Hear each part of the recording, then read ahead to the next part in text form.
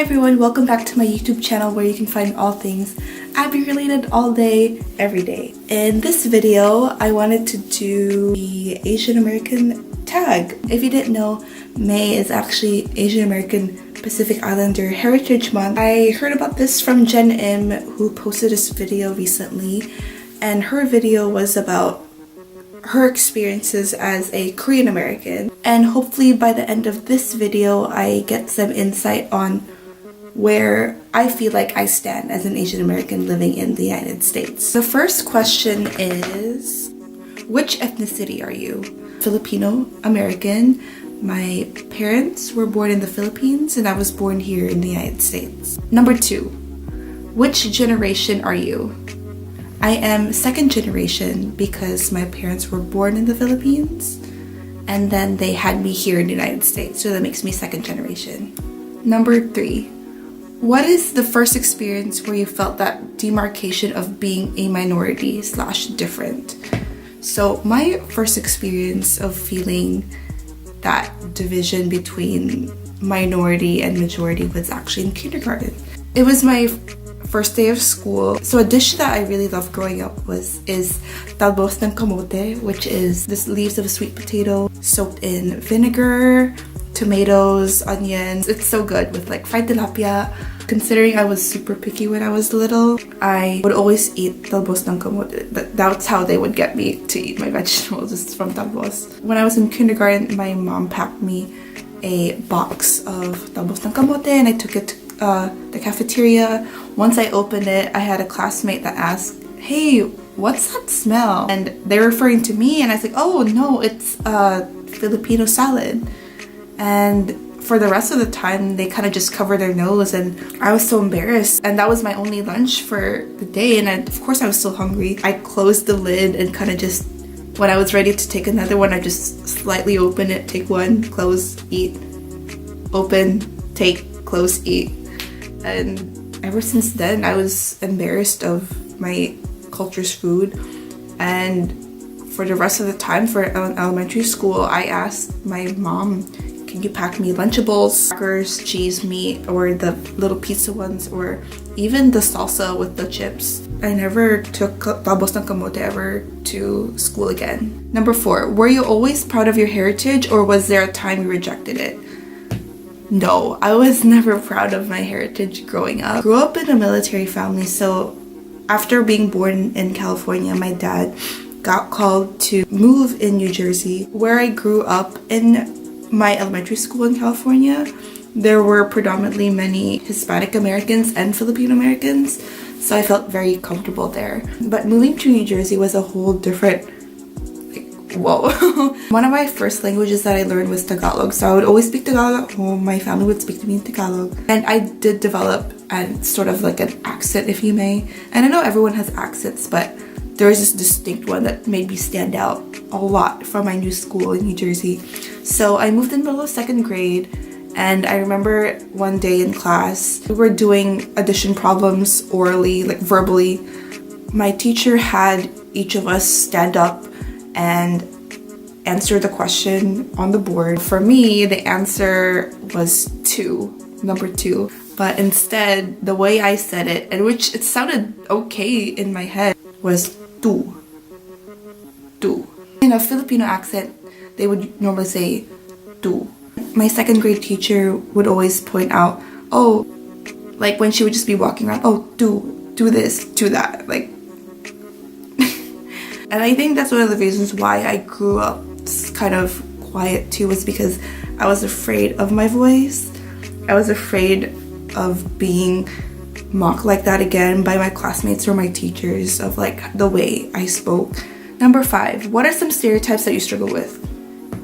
Whenever I would go to family parties where there's a karaoke involved, they would always tell me, "Hey, Abby, why don't you sing karaoke?" Not all Filipinos are good at singing. Like, I took vocal lessons for about a year or 2 when I was younger, but that's when I was younger. I never went on with it after. I'm not a singer. Just because I'm Filipino, I was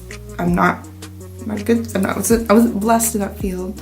Another thing is that when I was about to graduate high school, I was getting pressured by family to either work in the nursing field, doctor, teacher, or even joining the Navy. Because if you didn't know, a majority of the Navy population are Filipino Americans. I think that's the reason why, is because a lot of the Navy ports are along the coast. And along the coast, you know, especially here in the West Coast, is Philippines is nearby, so it's easy for them to drop anchor here. That was one of the reasons why I was pressured into maybe doing the Navy, which I didn't do, obviously. And I just feel like my culture is they're so restraining on like, oh, you have to do this, you have to do that, because it's gonna give you that financial stability. But you know, I have different interests. I graduated with a degree in early childhood development, and I'm not even working with kids right now, and it's been a year since I graduated college, and I'm just here to explore what's out there.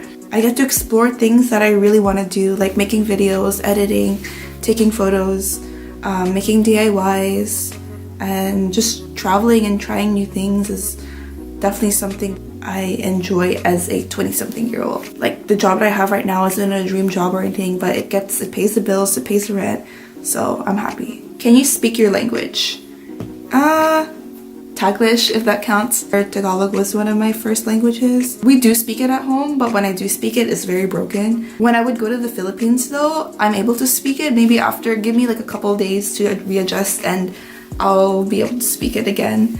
I can understand it fluently to a certain extent. Like, I can understand all the TV shows, all the teleseries, except for I can't really read it. It takes my mind a little longer to process it, but I can definitely understand through hearing. Number 7, how has being Asian American affected your relationship with your parents?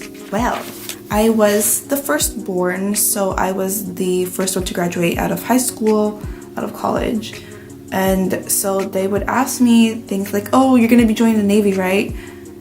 Or you're gonna be going to get your master's, right? They are helping me get to my quote-unquote American dream, which is, you know, having that ideal 2-story home, white picket fence, backyard, front yard with a dog, like 4-family home, like typical American dream. And I think just understanding it now is where they were coming from, is that a lot of Filipino American families are adapting today's economic and social conditions. I think just through time, the conventional roles for a husband and wife have changed, and so I was born in the 90s and it's not the same how it was before. I didn't join the Navy. I don't plan on taking my master's. I plan on doing things for my own benefit, and I just don't want to force myself into doing something I don't want to do. Number 8, how do you feel about your heritage now? Do you identify with it? Now I feel like I definitely identify more Filipino than American. Yes, I was born here, so that makes me American,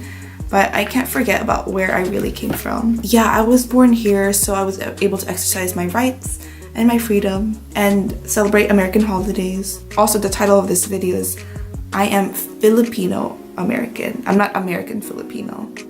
Number 9, what is your favorite thing about being Asian American / your heritage, so Filipino American? Favorite thing? Food, of course. I love our pancit, chicken sopas, chicken adobo, garlic fried rice, bibingka, suma, arroz caldo, afritada, a puto dessert. Such a heartwarming thing to eat, especially when you haven't had it in a while, especially if you don't live with your family. It's really comforting, and I definitely consider Filipino food comfort food. Another thing that I love about being Filipino American is my skin. I remember growing up before, like, I was introduced to papaya soap, and they said to, you know, you're supposed to scrub under your kile, your armpits, so it doesn't get black. You're supposed to look white. Papaya soap just has been glorified in the Philippines because all of these artistas and celebrities have commercials about it. And if you watch a lot of their movies or game shows or anything of the Philippine entertainment, a lot of their skin is white. I just had to ditch that papaya soap because I'm like, what am I doing? I'm proud to have my skin. And even though my skin is flawed, I have eczema, I have hyperpigmentation on my face and my lips. That's what makes me me. It's like, why do we have to lighten our skin? Are we lightening it to look more Western? I think that's like the beauty of being Filipino American, is just, or any minority in any case, is just seeing the different hues of skin color and skin range. And yeah, and I just want to thank you so much for tuning in while I reflect on this Asian American Pacific Islander Heritage Month of May 2018. I hope you got some insight on how I feel about being Asian American living in the United States. And I enjoyed the tag so much and answering all the questions. And that's it for me, so I'll see you next time. Bye!